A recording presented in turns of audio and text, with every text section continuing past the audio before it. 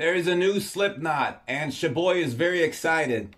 If you're new here, hello, whatever. I've been a fucking huge Slipknot fan since Iowa. That's not even roughly. That's pretty much exactly 20 years ago. By the way, I ordered some. Did someone else order some like 20th anniversary Iowa merch? And have you gotten it? Because I ordered some stuff, like a hat and a shirt. I think it was at the end of August, and I still haven't released it from their official store. So let me know how that is going for you. But if you're new here, I am a fan. Iowa is one of my favorite albums of all time. Since then, Slipknot has made some of them not my favorite most albums of all time, but still good stuff. So, okay, the CHAPELTOWN Rag. Never heard this before. It came out today. I really enjoyed the last album. I thought it was a sort of not a return to form per se, but it was definitely a step in the right direction. I feel like it was an expansion or an improvement of the ideas and the sounds that they sort of were experimenting with, not experimenting with, but doing on the Great Chapter, which was a little flat. The production was and the songwriting was like it wasn't really fully formed, I don't think, but I feel like the last album was very fully formed. I was listening to it actually today. The fuck was it called? The last album. Oh my god. What the fuck was the last Slipknot album called? Excuse me. We Are Not Your Kind, of course. And what I actually came to realize is I'm not really big into the songs that are like, which is surprising to me. I wasn't really into the songs which are like you know, that sort of like Slipknot sound that they started doing around the Great Chapter, and like yeah, they've done that stuff for ages now, but it's still like it sort of became like started to sound like a watered down version of themselves. So wasn't a huge fan of those songs on the last album, like whatever those were called, but the rest of the stuff's really good. So my prediction actually of this single, because I read Corey said something the other day about, oh, we're gonna drop a single that'll remind all of you why Slipknot is Slipknot, and I'm like, okay, so it's gonna be like a song, probably. So okay, the CHAPELTOWN Rag, the image looks like, I don't know, reminds me of Corey's mask before the newest one with the eyes, or then it's just like all the masks just superimposed on top of one another. Not very okay. Well, fuck it, whatever. Let's put on the song. Here we go. It's your boy. Very exciting. Shaboy very excite. During the film... Whoops, that was an episode of This Paranormal Life, which is my favorite podcast. Go check that out if you want. Okay, the CHAPELTOWN Rag. Nice little almond break there. Some jungle beats. Harken back to the intro of Eyeless. Of course, this time the jungle beats were just like demoted to background noise. Too bad. They could have built the song around that. I don't think they do. Anyway, let's rewind that 8 seconds and start again.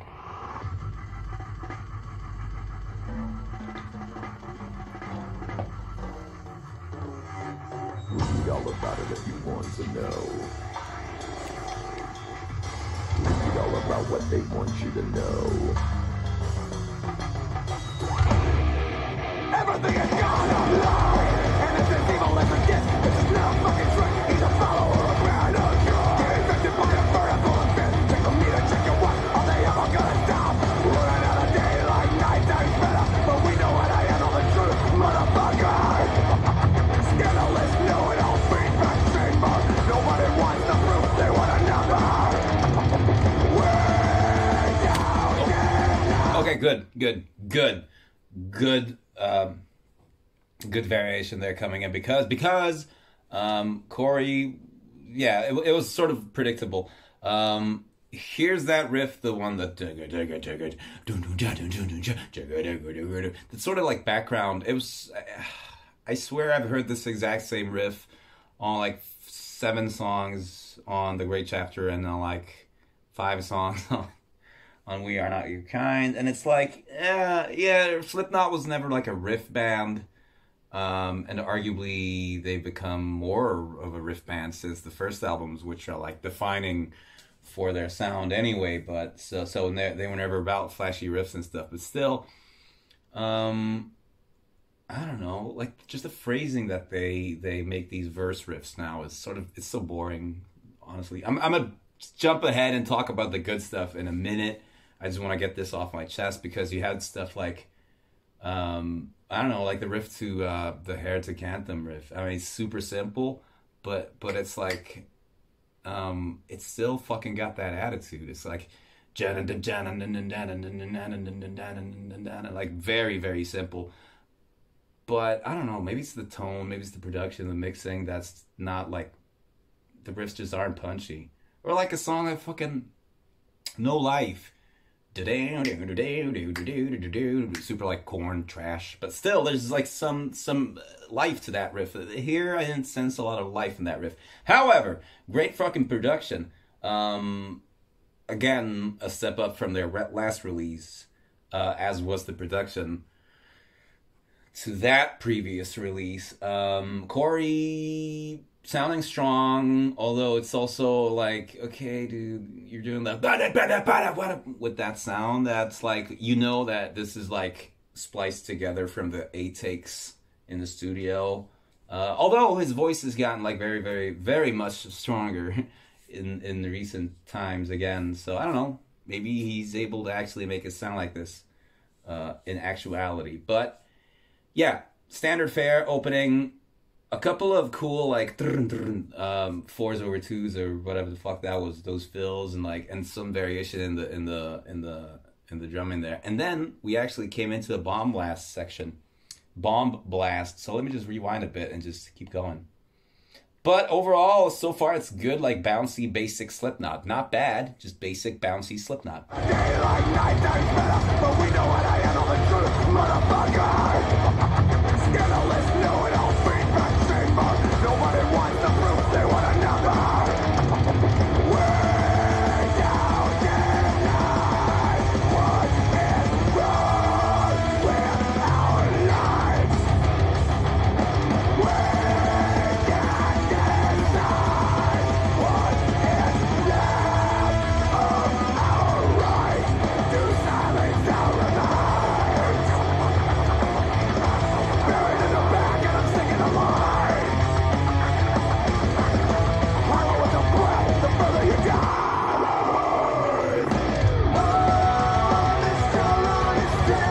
Okay, all right. So apparently, Slipknot, ironically, is again cool with this turntable sound again. Now that it's cool again, or like new metal is coming back, it's like, oh, hey Sid, are you still around? Do you have time to do a little turntable stuff, or are you just doing the treadmill thing for like 75% of the show because we haven't included your parts in like 15 years on the albums? It's cool to hear that stuff. It's also cool to hear the percussion in the previous part really actually be so aggressive that it was sort of hard for me to pick out what the fuck was going on with the drums, because a lot of like the custom, I love the fucking custom percussion term. A lot of the blam blam stupid drums were just like cutting through nicely in the mix. So yeah, then this is definitely not an easy listen, so props to Slipknot. This is definitely not like a Unsainted or Duality or whatever. This is like, yeah, a track that warrants some more listening to, and listening to on headphones and shutting up and actually listening to it. So I'm going to rewind a bit and hear that previous blast beat section again. Try to make sense of it.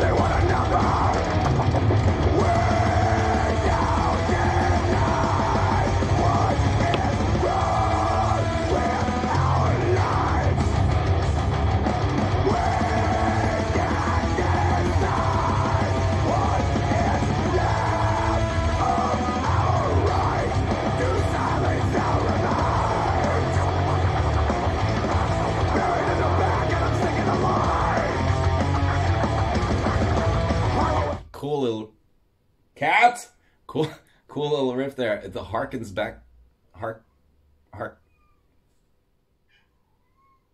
Come on over. Come on over, cat. Sorry. Harkens back to, I don't know, like metabolic? How the fuck do you pronounce that? Cat, please join me into listening onto the jam. He's gonna join me. Well, the further you dive,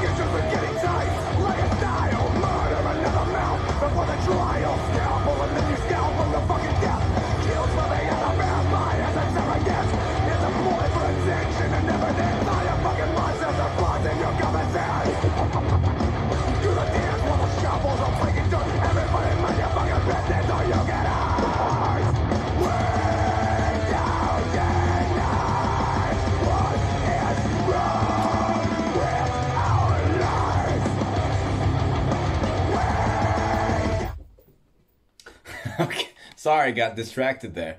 Discacted? Nah. So far, I like the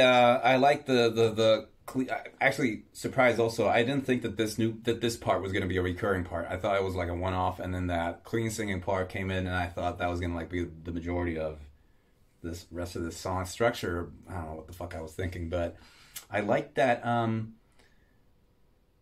of have that same vibe of that one song on the last album, Orphan. Really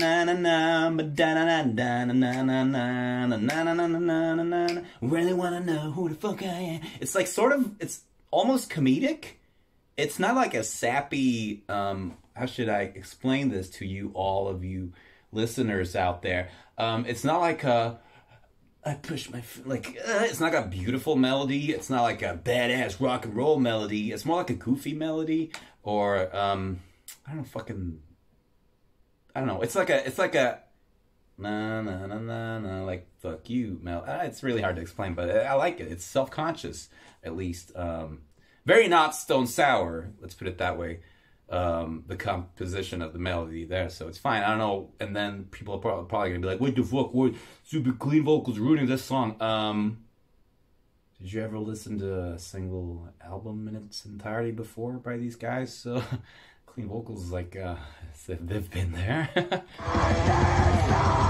Haven't been here though. Okay, Corey. Let's go.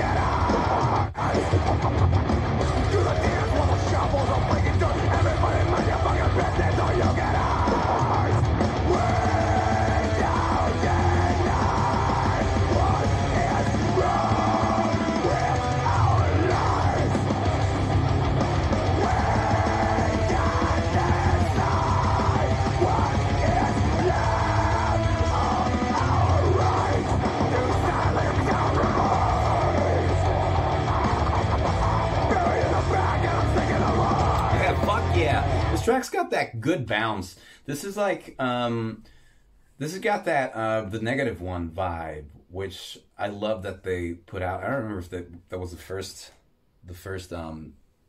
track they released off of The Great Chapter, but that had a fucking nuts vibe to it when it came out. And still does. So it was like, whoa, okay, you released this song? And, first, and fuck, what was I gonna say? Anyway, really good bounce vibe, not like an Unsainted or whatever they released off the last album as like singles. This has got that, like, it's heavy, by golly it is. And fair enough, Corey, when he said we're gonna remind people how heavy we are. This is heavy, yeah, good stuff. It's also got like that nice element of chaos in it, which, yeah, when they tried to get like more, I don't fucking know, like artsy or fucking whatever, they lost that chaotic aspect of the sound. But here it's nicely prevalent.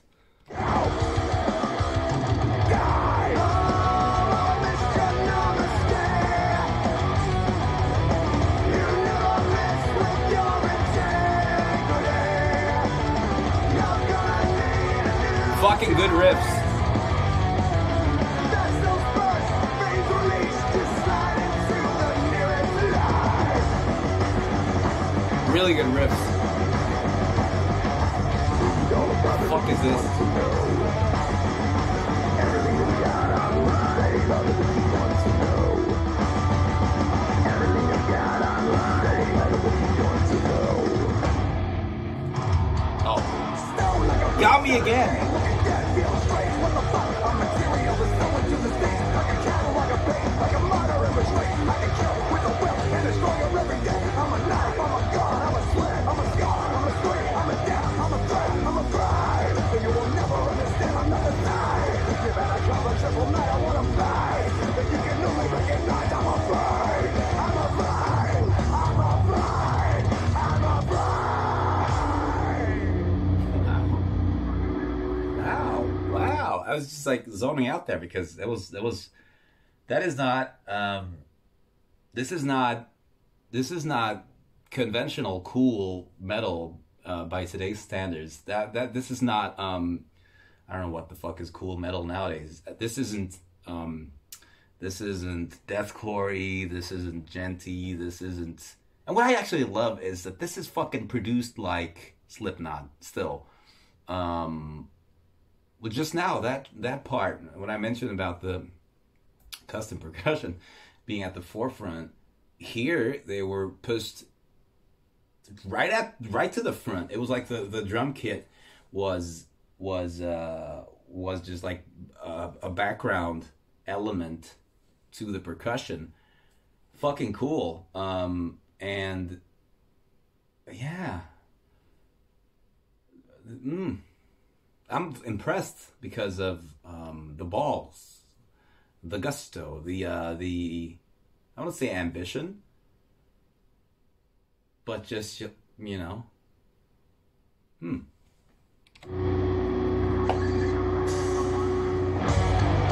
everything is gone online, nothing else. When everything is gone online, nothing else.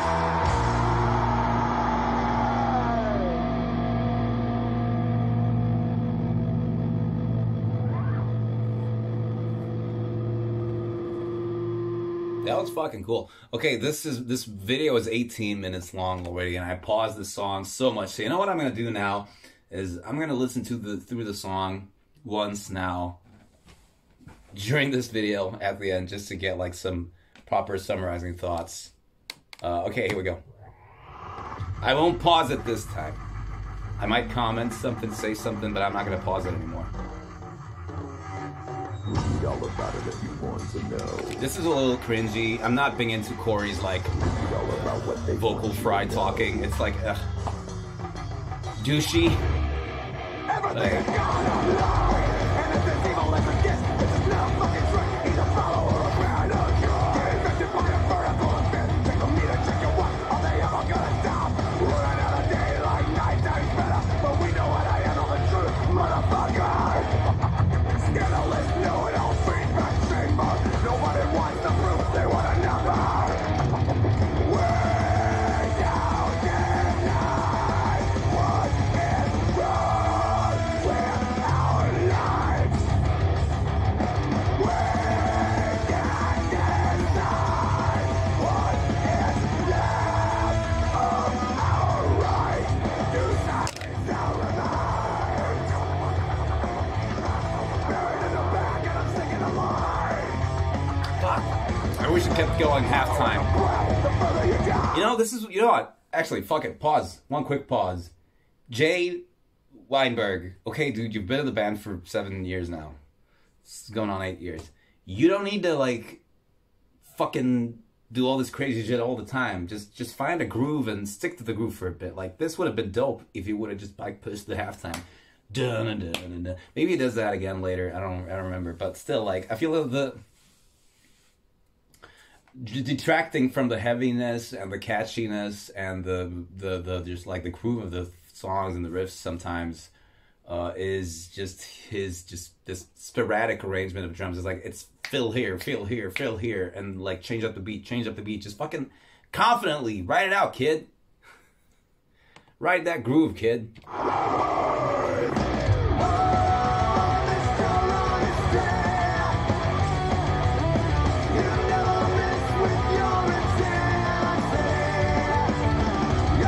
riff is so fucking good. And it's very Jim Root.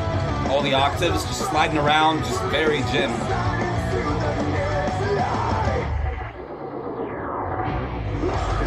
The master.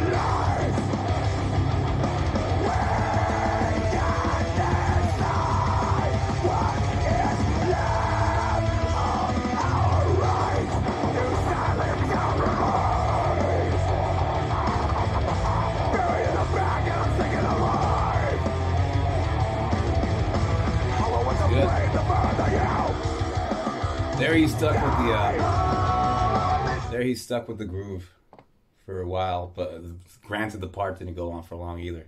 There's a little the negative one break just in there with the do do do do do do do.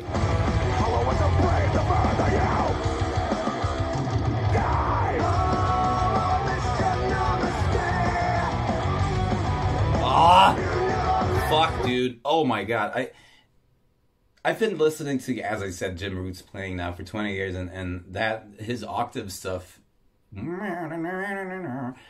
just his signature playing style and writing style nowadays. And I remember when I first started hearing it, it started popping up on like the first Stone Sour album. I was like, yeah, that's such a fucking cool style to have those octaves going around.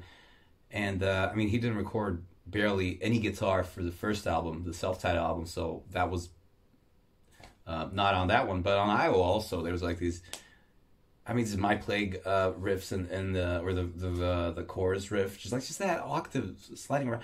Imagine, you don't have to imagine because it's reality, but I just think it's so cool that he has this simple thing, which is like instantly recognizable when he writes, when he riffs, when he performs live, when he improvises, when he jams, when he solos. That is so simple yet so him. I can grab a guitar and just play like octaves, but it doesn't sound like Jim Root. For some reason, when he does it, he writes it and plays it in such a way that it's instantly recognizable. I just love it. I fucking love it.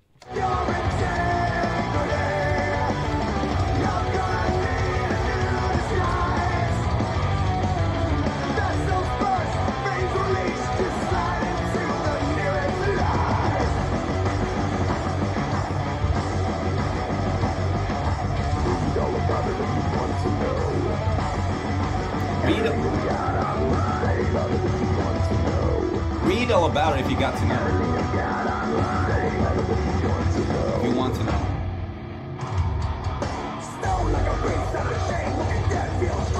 A bit of a missed opportunity there. This part comes in a little weak.